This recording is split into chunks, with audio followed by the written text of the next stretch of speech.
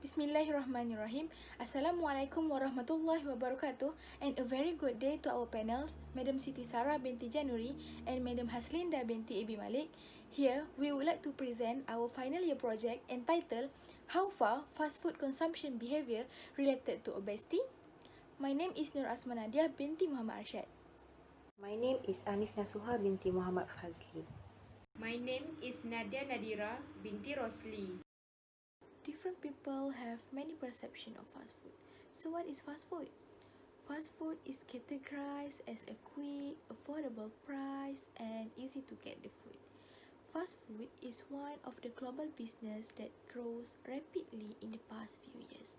Fast food consumption has become a trend in developing countries such as McDonald's, Pizza Hut, KFC, and etc.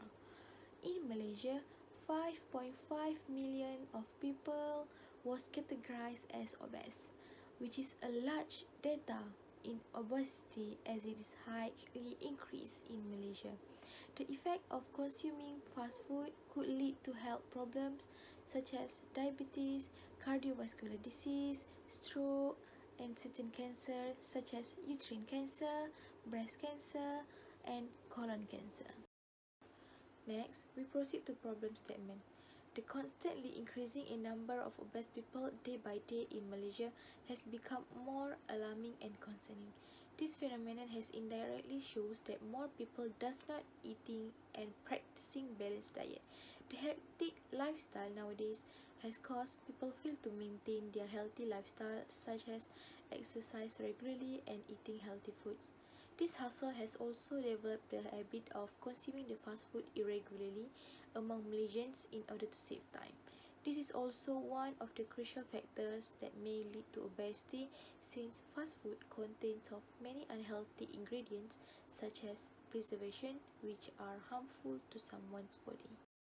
Next, we proceed to objective of the study. The first objective is to describe the relationship between the demographic profiles and the obesity, and the second one is to examine the relationship between fast food consumption behavior and obesity. Both objective we use the logistic regression analysis. The scope and limitation of the study is we are focusing on Malaysian citizens in Wilayah Persekutuan Putrajaya. It is due to the urbanization factor that may affect the result. The questionnaire was answered by Malaysian citizens in Wilayah Persekutuan Putrajaya who are aged 18 and above the age of majority Act of 1971. Next, we proceed to significance of study. The first one is we want to promoting a healthy lifestyle to reduce obesity problem among the society in Wilayah Persekutuan Putrajaya. After that, we want to encourage the both government and organisation to take immediate action to reduce the obesity problem among the Wilayah Persekutuan Putrajaya citizens.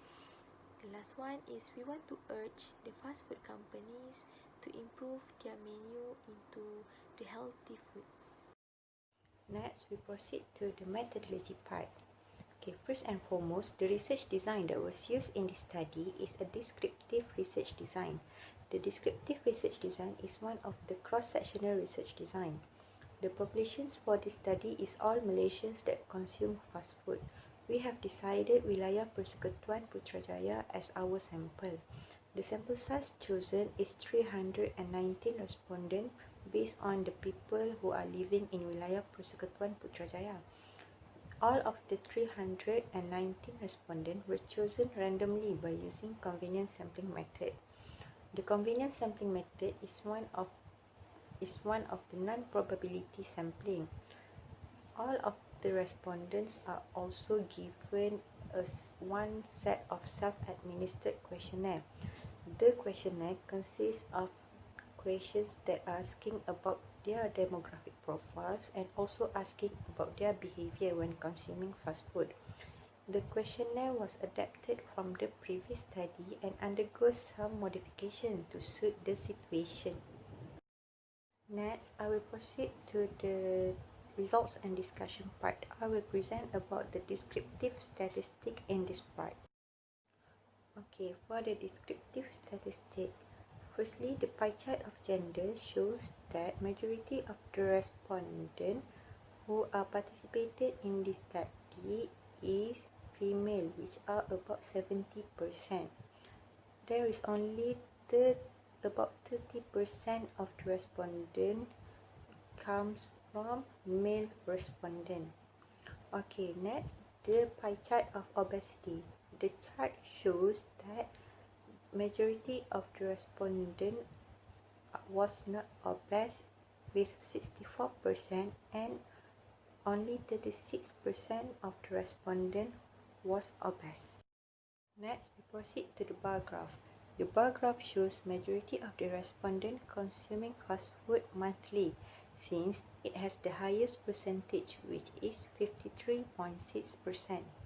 The lowest percentage, 2.4%, belongs to the respondents who are consuming fast food daily. Lastly, the table shows that the fast service is the main factor that influences respondents to choose to eat in fast food restaurant with 29.2%. From the table, we can also see that the least influence factor is the lower price with only percentage of 9.9%. The first assumption of logistic regression analysis is there is no multi-collinearity exist. Multi-collinearity exists if the variance inflation factor is more than 10 and tolerance less than 0.2.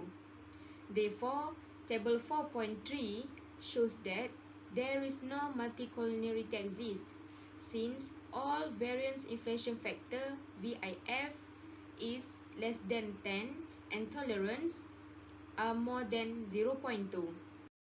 Secondly, the assumption is model fitting, which is used to test the significance of logistic regression final model.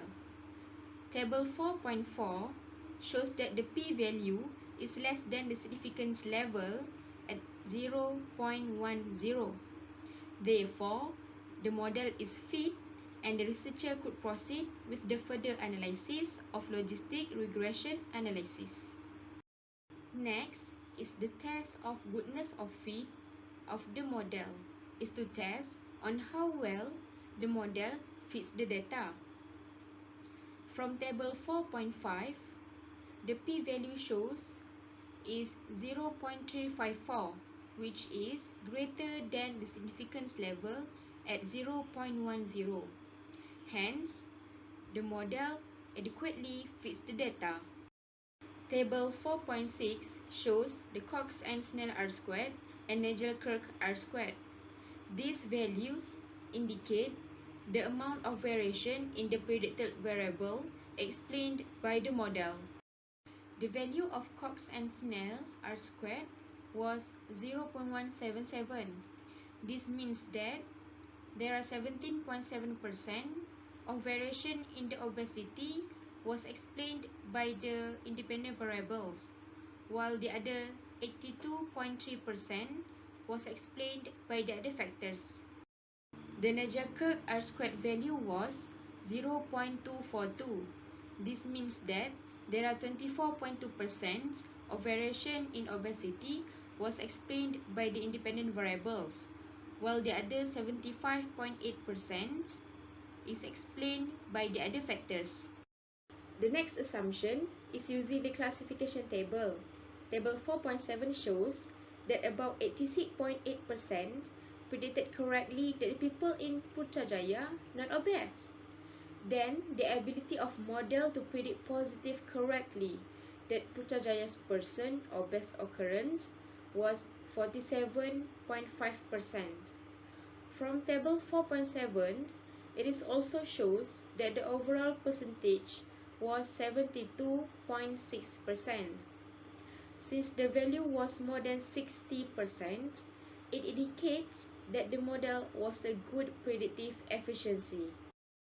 Table 4.8 shows the parameter estimates of the model. There were 4 significant independent variables, which were the age, cleanliness and hygiene factor, fast service factor, and food quality factor.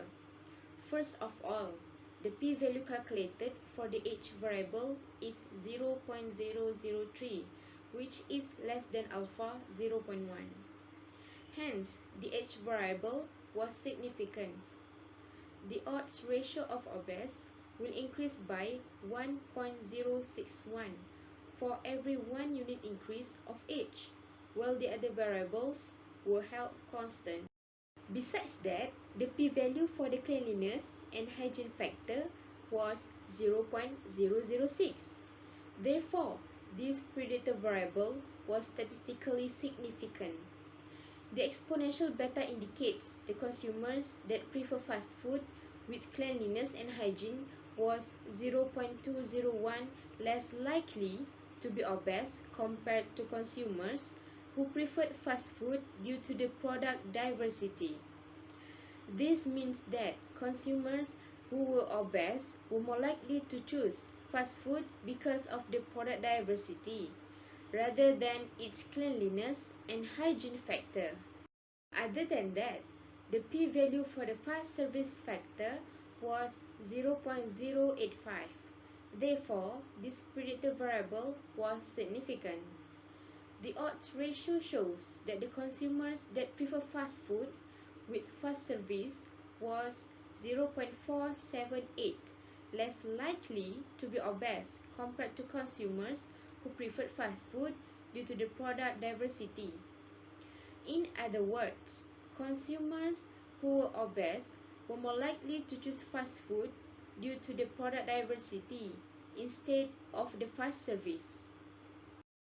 Last but not least, the p-value for the food quality factor was 0.008.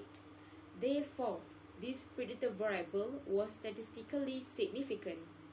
The odds ratio from the work statistic shows consumers that prefer fast food with food quality was 0.305 less likely to be obese. This value indicates the consumers who were having obesity will more likely prefer fast food for the product diversity compared to the food quality. So, here on my right is the summary of the logistic regression analysis. For objective 1, the result of analysis found that there is a significant relationship between the age and the obesity. Furthermore, for objective number 2, the results from analysis shows that the factor influencing on fast food restaurant preference, such as the cleanliness and hygiene factor, fast service factor, and food quality factor, are significant in describing the obesity. In conclusion, the results of the study suggested that overall fast food consumption behavior related to obesity in Wilayah Persekutuan Putrajaya. More specifically, residents' age and factor influencing on the fast food preference, which are cleanliness and hygiene, fast service, and food quality, had a greater influence on the residents' perception of eating fast food in Wilayah Persekutuan Putrajaya rather than the other factor. Thank you for watching this video.